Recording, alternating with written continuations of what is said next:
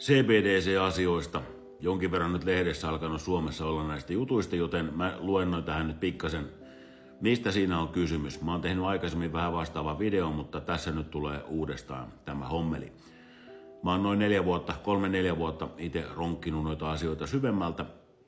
Ja vielä vuosi sitten muutamakin haukkui mut pystyyn ja väitti, että mulla on joku salaliittohomma näiden asioiden kanssa. No nyt kuitenkin Suomen Pankki on ihan itse kertonut, että tällaiset asiat on tulossa ja selitetään, että se tulee käteisen rinnalle. Tämähän ei ole koko totuus, mutta tällä käteisen rinnalla selityksellä saadaan kansalle huomattavasti helpommin nämä CBDCt työnnettyä.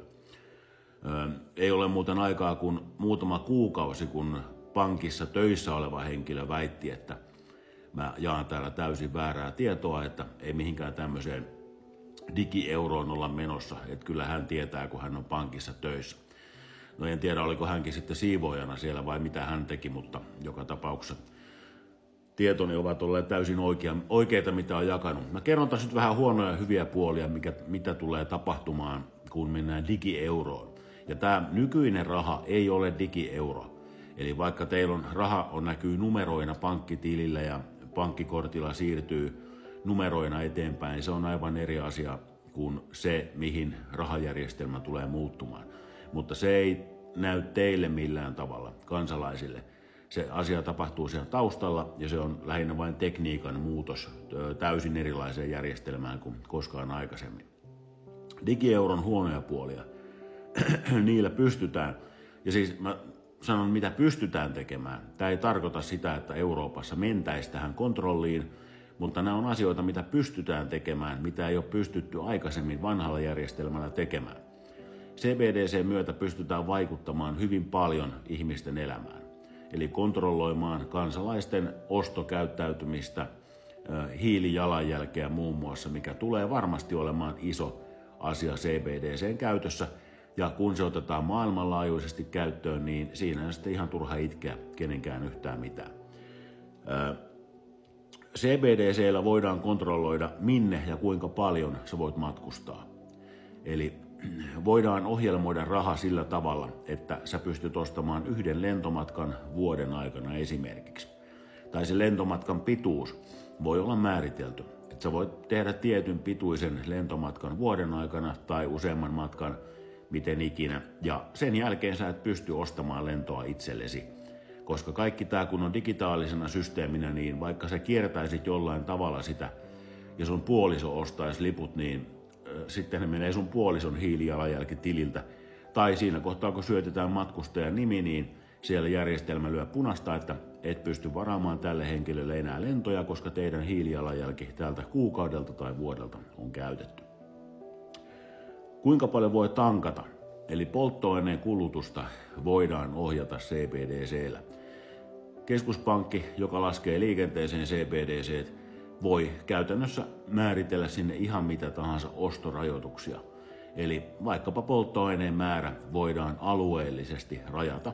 Eli he, ketkä on kirjoilla Keski-Suomessa, Pohjois-Suomessa, heillä saattaa olla CBDC myötä lupa ostaa enemmän polttoainetta kuin sitten Helsingin keskustassa kirjoilla oleva henkilö.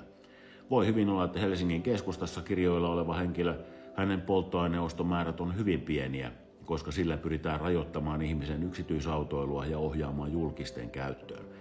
Se ei ole mitään muuta kuin ohjelmoida pari koodia ja ne on sitten siinä. Sä et pysty ostamaan bensaa enempää kuin tietyn määrän kuukaudessa. Toki voi olla jotain tämmöisiä järjestelmiä myös, että jos sä ostat enemmän kuin sun raja on, mitä sä saat ostaa, niin sä joudut maksamaan jonkun sakkomaksun siitä. Eli tulee joku lisähinta sille polttoainelitralle, jolla sitten kompensoidaan ikään kuin tätä hiilijalanjälkiasiaa. Voidaan rajata missä kaupungissa tai maassa voit maksaa, eli sun raha saattaa toimia ainoastaan Heinolassa tai Vantaalla tai Espoossa tai Leningradissa tai ihan missä tahansa. Eli raha voidaan täysin ohjelmoida, missä sitä voidaan käyttää, missä sitä ei voida käyttää. Liikkuminen maksamisen yhteydessä tulee kertomaan koko ajan valtionhallinnolle, missä te olette. No, tätä seurantaa nyt voi tehdä jo kännykällä, mutta sitten se menee vielä helpommaksi. Eli joka paikka, missä te maksatte, niin jos vaikkapa nyt sitten virkavalta haluaa tietää, niin saman tien kun te näytätte teidän kännykkää maksupäätteeseen, niin siitä voisi mennä tieto vaikka sitten poliisille tai mihin tahansa, että nyt tämä henkilö on tällä sekunnilla tässä paikassa. Sehän ei onnistu nykyjärjestelmässä, paitsi sitten viiveellä selvittää, että missä henkilö on käyttänyt pankkikorttia. Muutaman päivän viiveellä, riippuu mitä on käytöllä ja missä, niin selviää, että hän on tuolla ja tuolla liikkunut, mutta tässä tapauksessa 3 sekuntia maksusta instanssi, joka haluaa tietää, missä sinä olet juuri nyt, niin näkee sen sieltä. Tai siitä voi tulla ilmoitus. Epäterveet elämäntavat. Roskaruokaa voidaan rajata.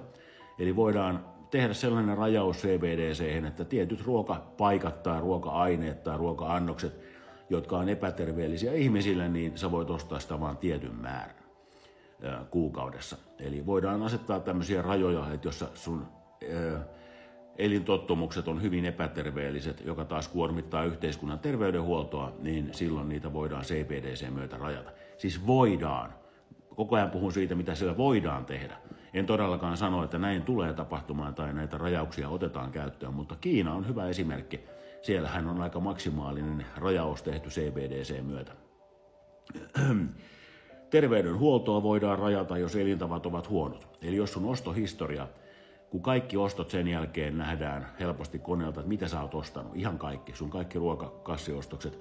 Jos se on täynnä tupakkaa, alkoholia, kaikkea mahdollista, niin ääritapauksessa voitaisiin silloin rajata esimerkiksi vakuutusyhtiöt. Vois lopettaa teidän sairauskuluvakuutuksen, koska teidän elintavat on sellaiset, että he eivät halua teille vakuutusta myöntää. Toki vakuutusyhtiöillä ei ole suora pääsy teidän ostohistoriaan, mutta tämmöisen systeemin pystyisi käytännössä rakentamaan hyvinkin helposti. Ja julkinen terveydenhuolto, niin se voisi vaikuttaa vaikka sitten hoitojonoihin. Eli jos nähdään, että sä itse tuhoat sun omaa terveyttä sun omilla valinnoilla, ostat röökiä, nuuskaa, viinaa, mitä tahansa, niin sä voisit tipahtaa esimerkiksi terveydenhuoltojonoissa sinne perälle. Ja sillä koulutetaan ihmiset sitten luopumaan epäterveistä elintavoista. Aika loppuu varmaan ihan kohta tässä videossa. Rahan vanhentuminen ja säästöjen määrä, eli CBDC voidaan määritellä vanhentumaan jossain kohtaa, eli sillä rahalla on eräpäivä, mihin mennessä sun täytyy käyttää se. Tällä tavalla saadaan raha kulkemaan yhteiskunnassa, eikä se makaa jossain tilillä. Samoin rahan määrää, käyttömäärää voidaan rajata. CBDC:llä voidaan määritellä, kuinka paljon sä saat käyttää rahaa kuukaudessa. Ja sit sä et vaan pysty enempää käyttämään. Sekin on mahdollista. Mitään järkeähän siinä ei ole, mutta mahdollista se on kuitenkin. Hyviä puolia on myös tietysti olemassa. Välittömät maksut tulee CBDC myötä. Eli henkilöltä toiselle pystyy maksamaan heti ja se raha menee heti perille. Ei olla enää missään pankkipäivän päässä siitä, että onko sulla osuuspankki, onko sulla Nordea, mikä sulla on, vaan raha siirtyy heti. Kännykästä kännykkään raha on välittömästi perillä. Samoin ulkomaan maksuissa.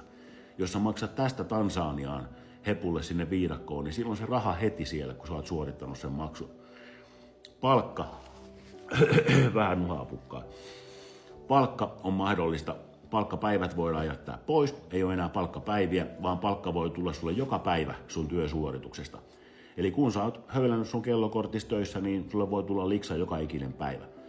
Se tietysti tekee vaikeaksi sitten sellaisten ihmisten elämää, ketkä ei kykene säästämään. Eli sitten kun tuleekin vuokranmaksuaika, tosin sekin voidaan muuttaa niin, että vuokra menee joka päivä. Eli tätä rahakulkua voidaan nopeuttaa CBDC myötä huomattavan paljon.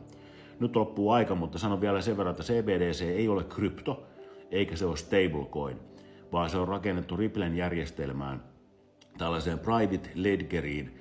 Ja se on vähän niin kuin tämmöinen lasi, mihin on rakennettu tietty määrä rahaa. Sitä rahan määrää voidaan lisätä tai sitä voidaan vähentää ja sitä voidaan ohjelmoida. Mutta se ei ole sama asia kuin kryptovaluutat tai sitten stablecoinit. Kaikkinensa euroalueen CBDC voi olla hyvä asia, mikäli näitä kaikkia kontrollijuttuja ei tule, mutta riski siihen, että osa niistä ainakin tulee, on erittäin suuri. Ja en usko hetkeäkään, että se tulee rahan rinnalle, käteisen rinnalle, vaan uskon, että käteinen tullaan tappamaan ajan myötä, kun vaan on sopiva hetki sanoa, että emme enää tarvitse käteistä.